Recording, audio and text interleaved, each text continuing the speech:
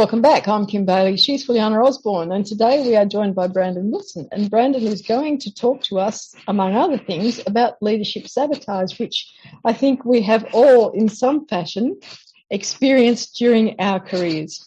So welcome, Brandon. Thank you for joining us. He's currently based in the US, and I will say, for our listeners' benefit, is recovering from COVID. So we're very happy to have him here with us today. Absolutely. I would not let COVID sabotage this opportunity. Very good. Very Fabulous. Good. The first question we asked you, which I'm interested in terms of the change in the workplace over the last 2 years, is do you see that leadership sabotage is more prevalent, particularly in the last 2 years, than you might have seen prior to the change in the working environment that we've had? You know, that's a tough question, and it's one I want to give a more nuanced answer to than your listeners might expect. In terms of talking about whether or not it's more or less, and if the shift to a virtual work environment is adequate cause for that difference, I think it's a tough analysis to make.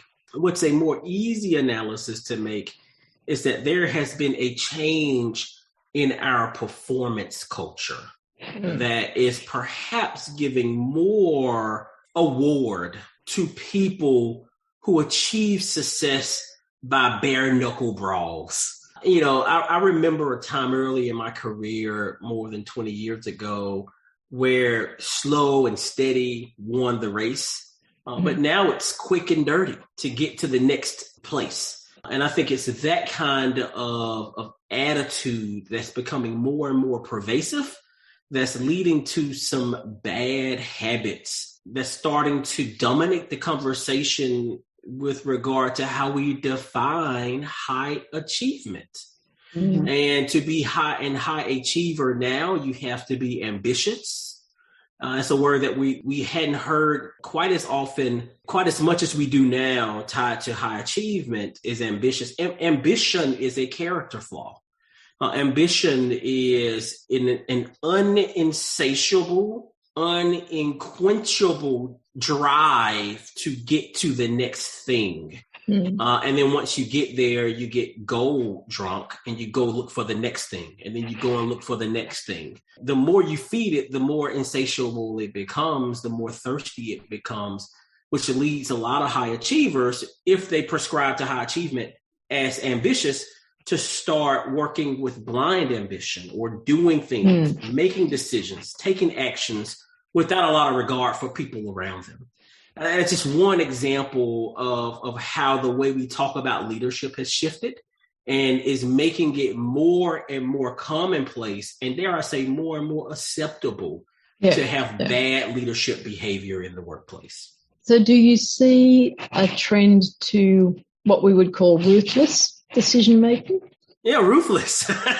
It's a great word for it. I think it's about results. The results matter. But I long to see a day, and I hope that my book, Sabotage, Leadership that Overcomes Betrayal, Theft, and Deceit, makes it more fashionable to talk about people.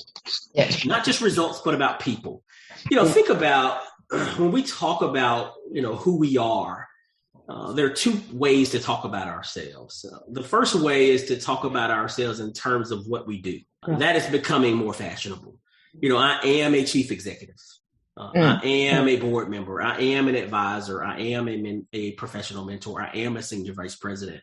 I dare say you're none of those things. You are Barbara. You are Jane. Who is that? Who is that person?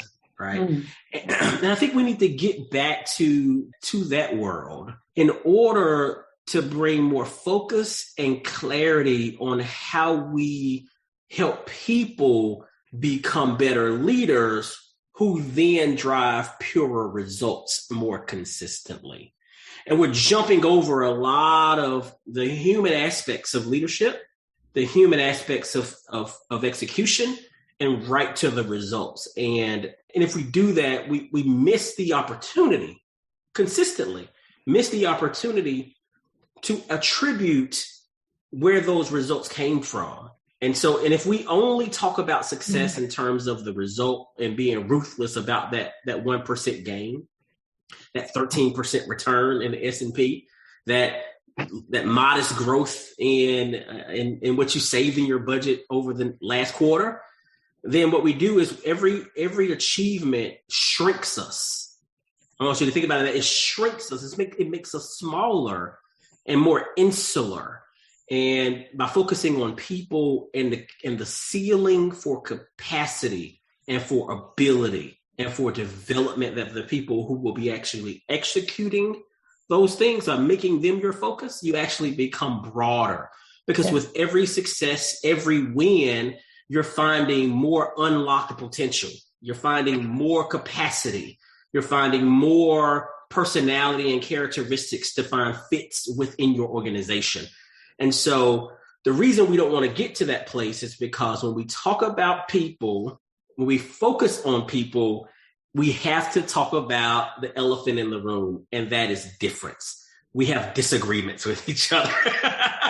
And that is one of the most challenging. Addressing those disagreements is perhaps one of the most challenging, most longing to avoid things about leading leaders. Is that the people we're leading will disagree. And it's easier just to talk about that percentage and to talk about that growth and to talk about that, that next goal as it is to talk about how to get people to play well with each other. And I will dare say in my last statement here is that the acme of leadership is being able to achieve mastery in unlocking the power of collective impact. Getting people to work collectively to do that which is bolder, more audacious, and more enterprising than that which we can do on our own. It's very interesting because in my early days of my career, so we're talking 40 plus years ago, in a training and development sense, we introduced the idea of synergy to teams. And so synergy was going to be that the total was going to be more than the sum of the parts. That's right. And that was very, very prevalent in training working teams for probably 10 years.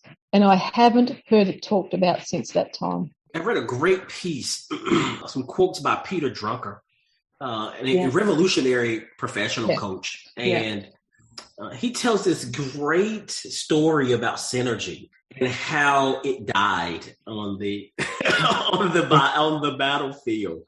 And when it died, it was replaced with what he refers to as the most natural law of them all, and that is self-preservation. Survival. And I just thought it was just an incredible stroke of wisdom and clarity. The question that drives self-preservation is does this advance my position? So every time I have a chance to do something, to make a decision, to interact with someone, to build a broader network, the question that determines whether I do it or not in that natural law is, does this advance my position? I mean, think about that. I mean, that is such a very small place to begin the conversation.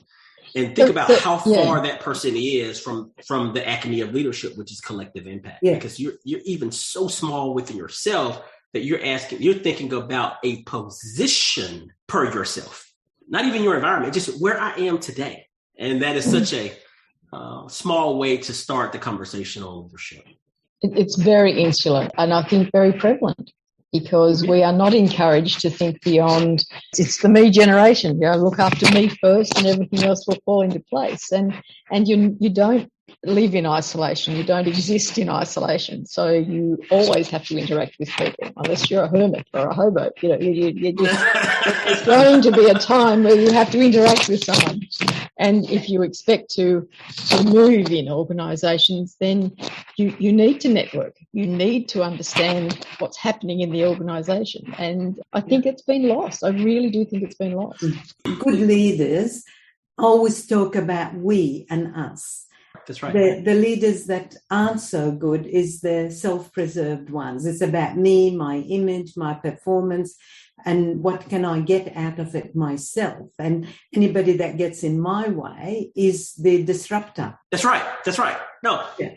which gives way to these activities that we talk about in terms of leadership sabotage. Mm. Well, let me back up and say that we know about, but that nobody wants to talk about.